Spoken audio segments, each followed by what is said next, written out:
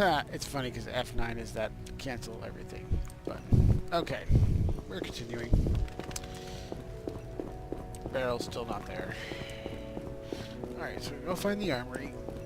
Go over there. Wait, is that Vesemir? What is he doing up here? What time is it? 14:30.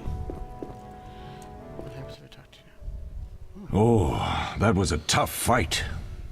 I found a few intruders upstairs, but... I understand they won't be a problem. Lambert, however, let the Frightener get to him. Nothing serious. Good you went after Triss and handled that mage. She was able to salvage some equipment, but it looks like the main device has vanished. Our beautiful sorceress was right, I know. You did well, Wolf. Take this armor and sword. I've been keeping them for you. Are there other Witchers? There were 3 Witcher schools in all, but it's been long since I've heard word of the other 2. You've met all the Witchers I know of, except for Berengar.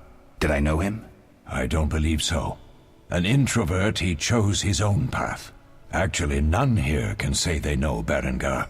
He often ran away from Kaer Morhen, though he would always return in the end. After the trial of the Grasses, he finally accepted his destiny and started training for real. Why isn't he here? I don't know. We lost touch with him a while back. Can I ask you something? Of course. Who was Leo? One of hundreds of orphans of the war with Nilfgaard. I apprenticed him 6 years ago. I'm sorry. We'll recover our secrets and find Leo's murderers, even if they fled to the end of the world. Can I ask you something? Of course. You mentioned defending Kaer Morhen before. Yes. 15 Witchers once lived here, training boys for their trials. Only they knew the secrets of mutation. Witchers who set out on the path and failed to assimilate among humans wintered here. Before the battle, 23 Witchers and 40 students called Kaer Morhen home. Too damned few for the mob that attacked. I never knew why they came. Some say a sudden explosion of anger born of disdain for Witchers. But no.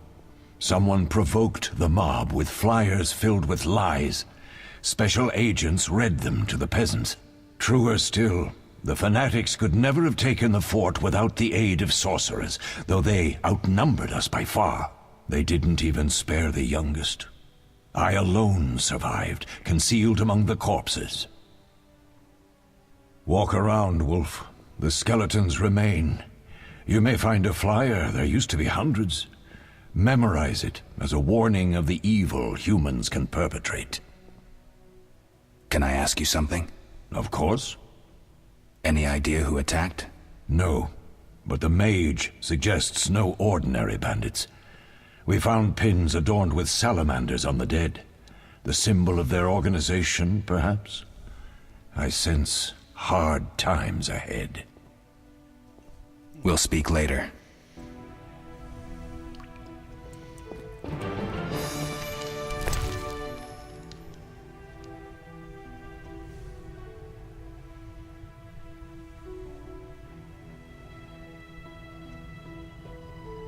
Cool.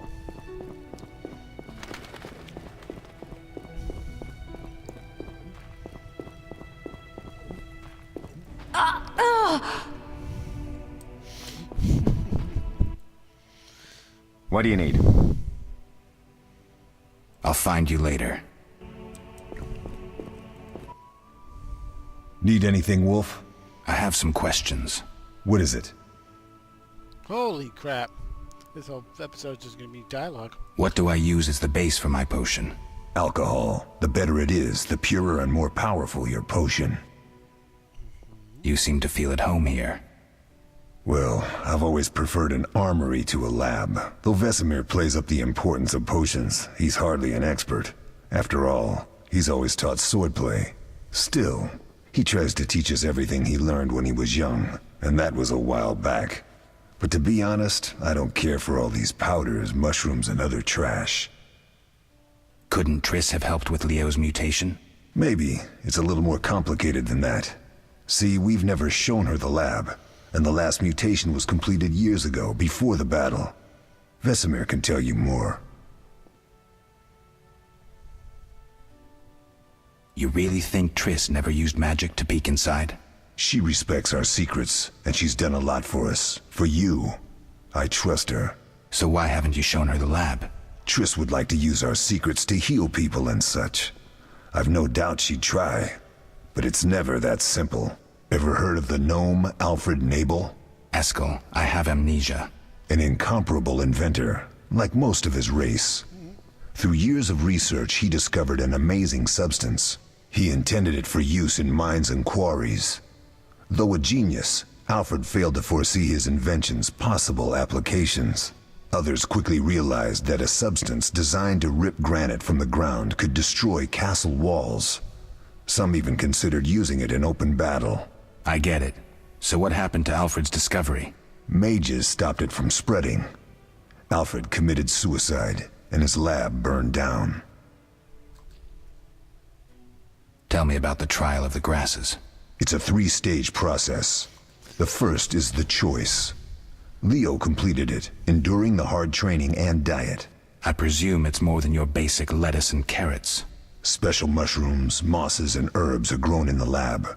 Combined with training, they accelerate muscle growth and digestion, improving the body's general condition. Does everyone pass the first stage? Unfortunately not. The liver and heart often fail, the mind sometimes too, resulting in excessive aggression. What's the second stage? The trial of the grasses. More idiotic tales have been conjured up about that than about princesses and dwarves. Before the raid, the lab contained vials, hearths, formulae, herbs, and the grasses. A mage and his magic were all that was lacking. Did you ever witness a trial? Just one, our own. I thought I was going to lose it when your hair turned white. The grasses affect the nervous system, so magic must control the process. The trial results in lightning-fast reflexes, reaction times normal people will never attain. Only 4 out of 10 survive. Quite a cut. And the last stage? I don't know the specifics. It involves changes like the mutation of the eyes, the bone marrow, hormones. In exchange, we see in the dark, heal much faster than ordinary folk, and gain increased resistance to poison. Interesting. What's the cost? We're infertile. The changes are irreversible? Entirely. What? You just so flat about that. Did you see the magic storm? Yes, I was out hunting. Just before the storm came, a swarm of nightjars took flight. Hundreds of them. Gray streaks across the sky, trilling wildly. Usually less of them gather, and their cries rarely sound so desperate. When the storm came, I gave up the hunt and headed toward Kaer Morhen. Met the others on the way. So, this is gray and this is not. Why? Couldn't Triss have helped with Leo's mutation? Maybe. It's a little more complicated than that. Okay. I'll talk to Vesemir. So now if I talk to you... How can I help? So I just Tell me about the trial. It's a special. Does it? Okay, that's I think How can... we'll talk. interesting. Okay. So let's go... at the armory. Gonna go through the courtyard. Look at the armory. Save it. Never hurts to save extra. Oh, I can't. Did I go to the armory? I don't even remember going to the armory. I guess I did. Let's help Triss. Let's see where we're gonna go. What do you need? Whew. It's gonna be tough to get through this game. It is buggy. Done. I have the ingredients, and it's safe upstairs. Good. You'll need 2 more things to make the potion. The claw of a mighty beast, and some celandine. Vesemir will tell you where to find them. Let me teach you the formula. Oh, I learned the formula. So if I go to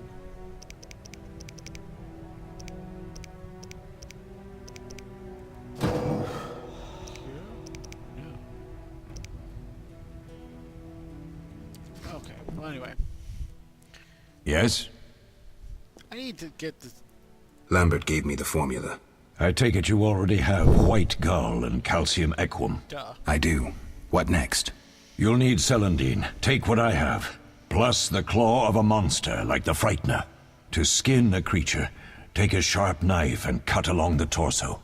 You'll find the Frightener's carcass in the upper courtyard. Once you've extracted the claw, rest by the fire while making the potion. I like that it's like a tutorial, but at the same time, also logical. Just make the potion while you're hanging out by the fire. Nice and cozy and shit. But at the same time, that's the only way to actually do it, is to make it by the fire. Yep. Alright. So, I can use this now. For what purpose?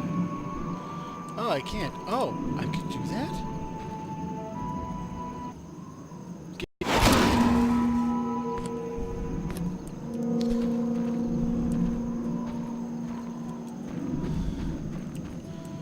I mean, it's kind of cool that it makes noise.